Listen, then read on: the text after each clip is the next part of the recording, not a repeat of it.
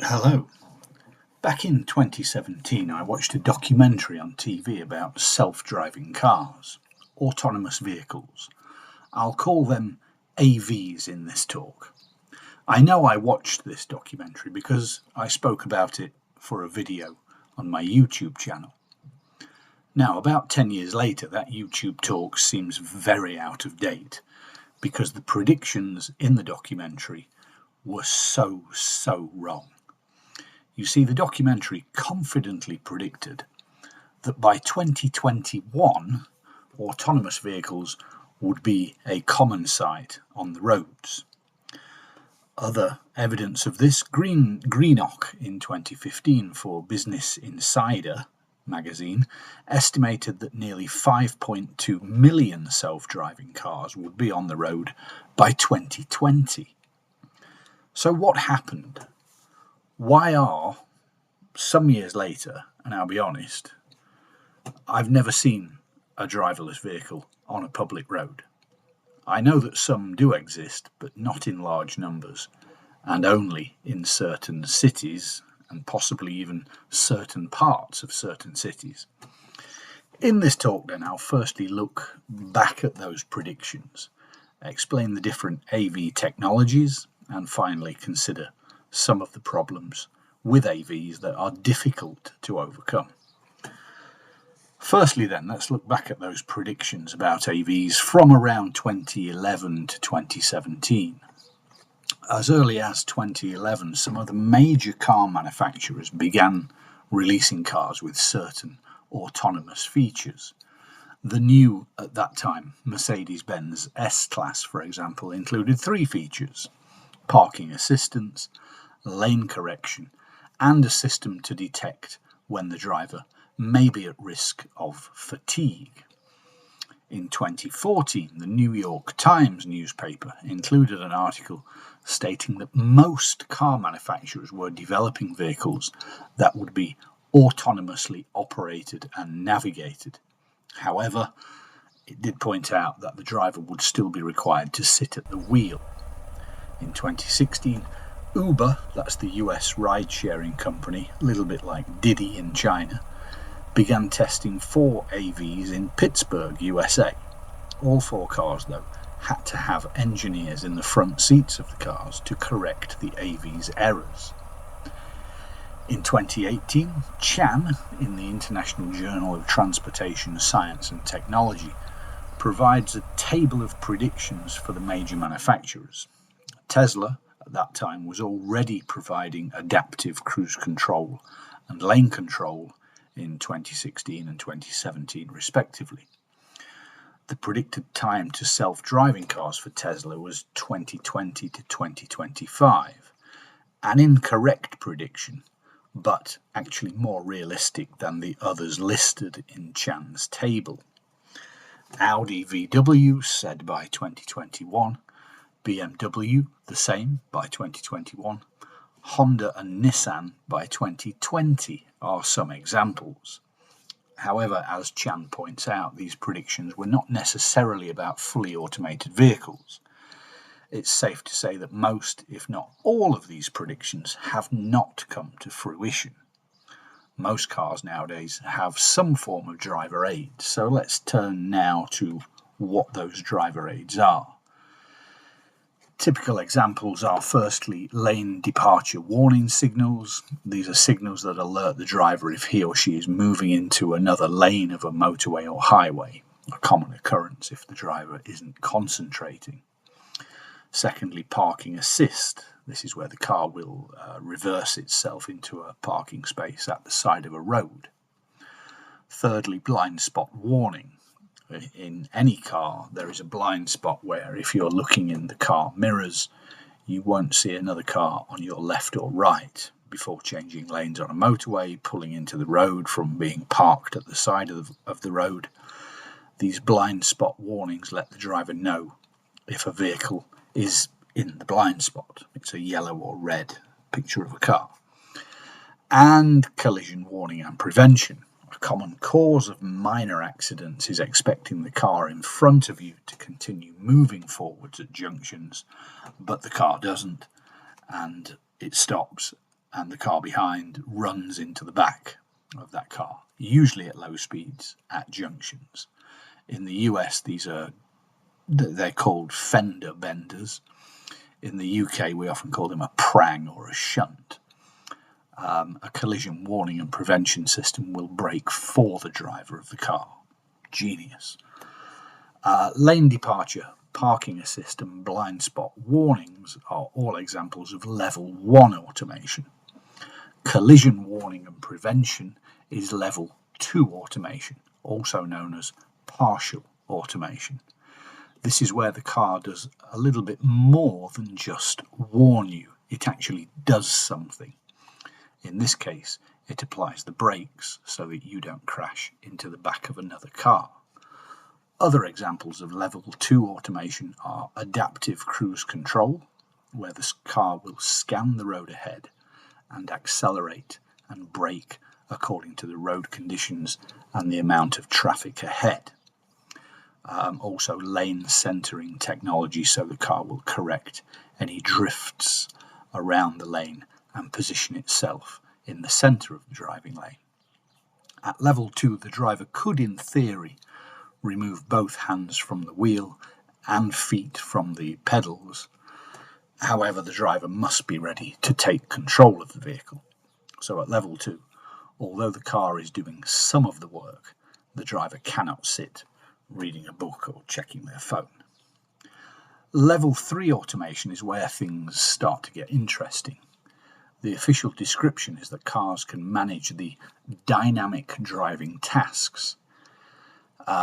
It is at this point where the car kind of thinks for itself and makes decisions based on what its various sensors and cameras see. In this case, the driver does not need to concentrate on driving. However, the car may request that the driver intervene and take back control of the car in unforeseen circumstances. So you as the driver could not sit in the passenger seat and fall asleep. Cars like this are regularly tested on the streets of the cities where they're being developed. And it's this type of car that in May 2016 didn't see a huge white trailer attached to a lorry and tried to drive through it. Hence a rather large crash, and the driver of that car, a Tesla, died in the crash. The sensors on the car didn't see the truck because the sunlight was so bright. So that's level 3. The car does a lot of the work. Level 4, as you'd expect, is a step up. It's effectively a fully autonomous vehicle within reason. These vehicles are designed to perform all safety critical driving functions and monitor road conditions for the entire journey. However, I said within reason. This is because the car has a maximum operating zone, meaning that it does not cover every single driving scenario and does not work on all roads in all places. So if you wanted to move from one place within, say, London or Los Angeles to another, you could use the level 4 car, select your destination, sit back, relax, and wait until the car arrives. But you would not be able to select a destination in a different city because the car has not learned the roads in another city or the roads between those cities. You see, the GPS global satellite positioning is very accurate, but it can't fully let the car know every little bit of the road ahead and around it. Finally, level 5 seems like the stuff of science fiction, some crazy future of the type you might see in a 1960s film about the future. A level 5 car would not need a brake or steering wheel because a human driver simply is not necessary. The car wouldn't even need to look like a conventional car. Let's return to level 4, which is where most car makers see their own cars becoming a reality. Back to around 2015, this was predicted to become reality in around 2020, 2021. But as we know, it's not happened. So the question is then, why not? What's happened? Is it the technology, or is it something else? Where's the problem? I think there are four main reasons. The first one is that we're human, obviously, and as humans we're generally not so comfortable with changes. Linked to that is the human ego, how highly we think of ourselves. Many studies have shown that most people believe that they are better than average drivers, which is statistically impossible. An often quoted figure is that about 80% of drivers believe that they are better than average. Can't possibly be true. It must be said that men tend to rate their own driving skills more highly than women.